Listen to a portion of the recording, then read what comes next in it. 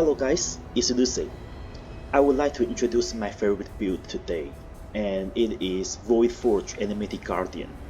This build has crazy high DPS up to 500 million shaper DPS, and can do any content including T17 farming, Uber bosses, and most important we can 0 bottom Blight Ravaged Map, which is so profitable.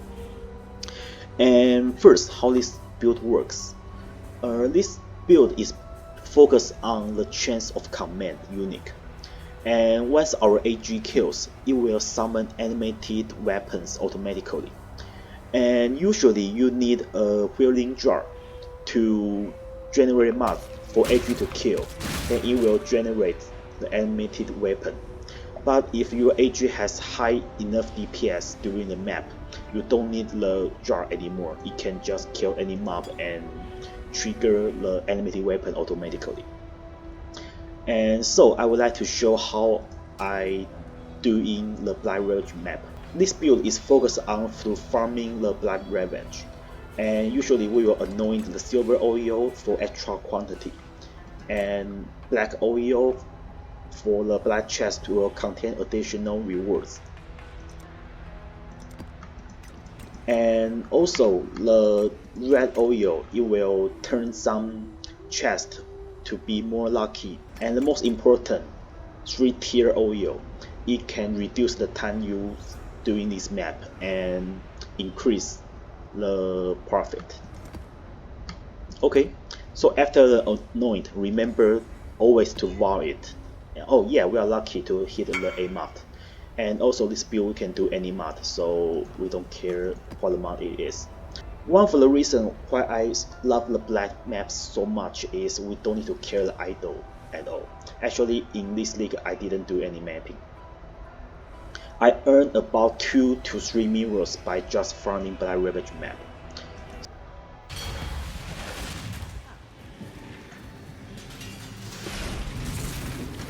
Okay, we don't need any tower, so just let AG do the work, and I will introduce how this build works.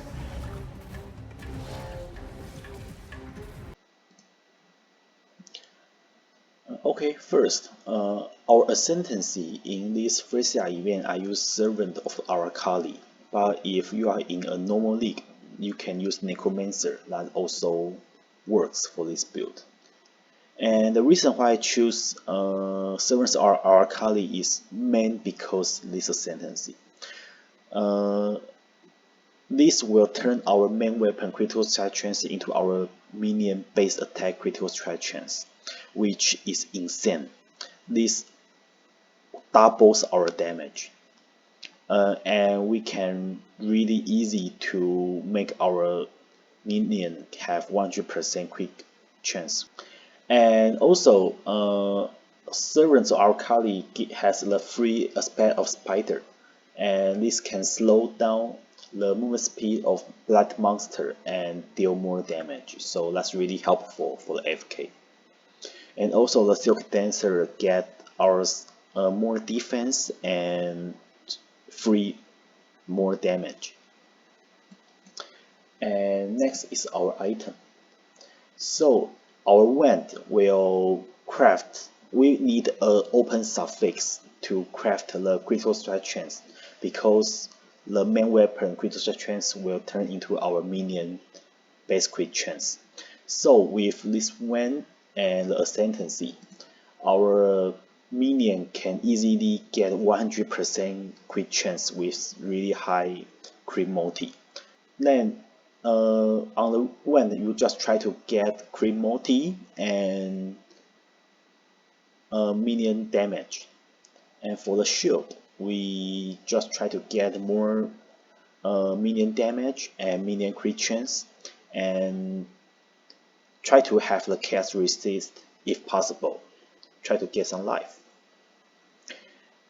On the helmet we use the Ancient School. This is one of our core items. And remember to find the implicit with the maximum power charge, because the more power charge you have, this helmet will convert into minion critical strike chance for each your power charge number. So, and also with the Whisper effect, this helmet gives us up to 35% more damage on minion. And the body armor, we use the Chains of Command. This is our core item, and you can choose the reduce extra damage from critical strike chains. This is good for AFK to avoid you get one shot.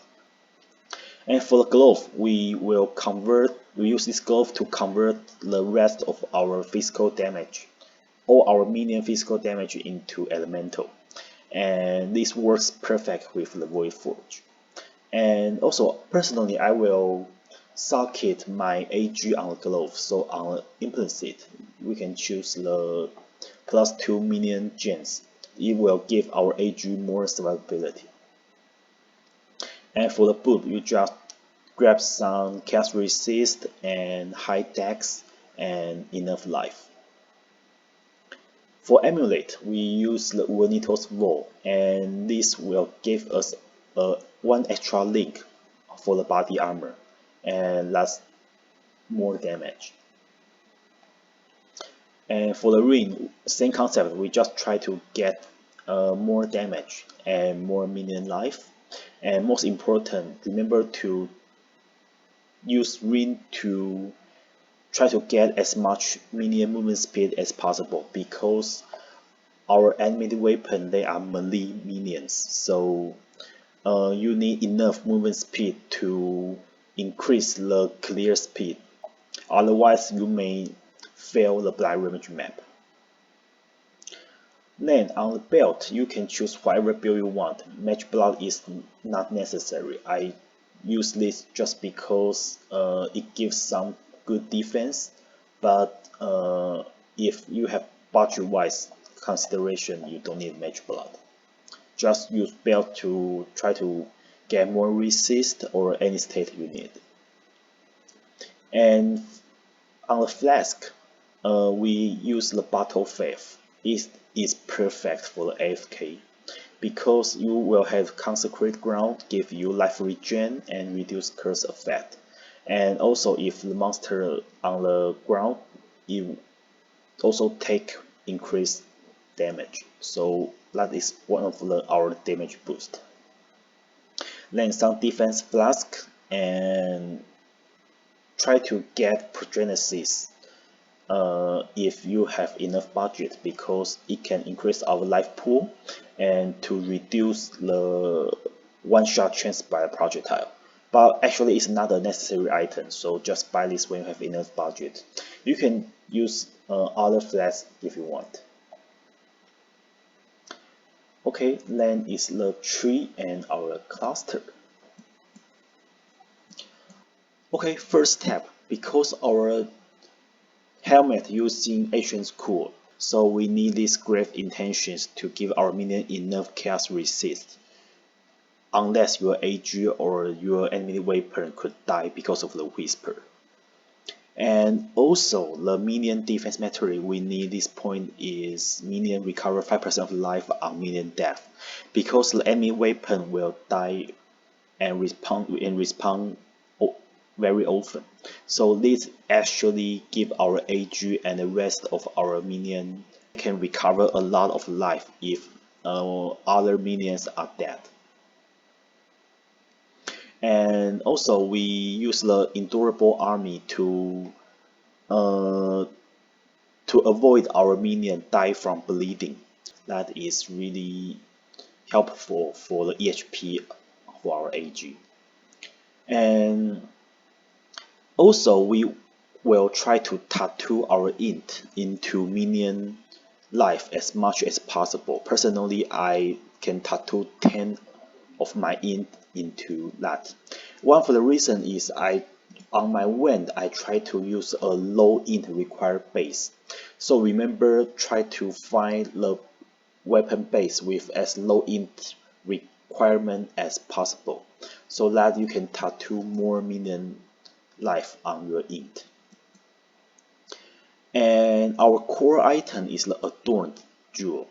The reason is the Adorned because when it combo with the T1 physical damage ghastly jewel.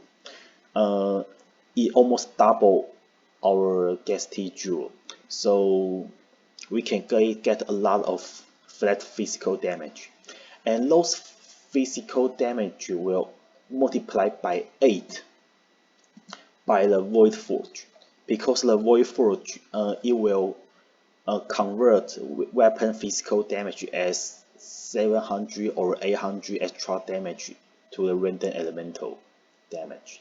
So that means each of our ghastly jewel, they are actually multiplied by 16.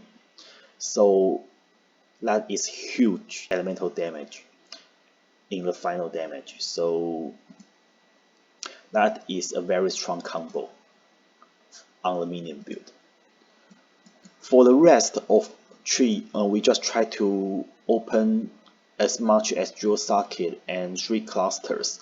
The cluster we take the Victor's Bite and Renew, and on the 2 large clusters you can combo with the Rotten Claw, because with the Victor's Bite and Renew and Rotten Claw, the Rotten Claw will always on the farthest place, so you only need 5 points to for a big cluster.